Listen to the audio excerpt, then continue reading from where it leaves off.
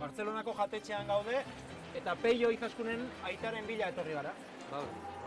Zemoz? Ondo, zuberko, zuek bai. Bai, gure bai. Behi gatako jordun, zela ira. Peio, politxaskuak dauzkak behiak, Bai, alaldare. Pesatenek. Tauz, torri, tauz. Hola? Tauz, tauz. Beak, ez da, beti hola lende ala izan da, beti horrekin zehatzen digan hau, beti gozatu edo... Bai, beti esatea toz, torri toz.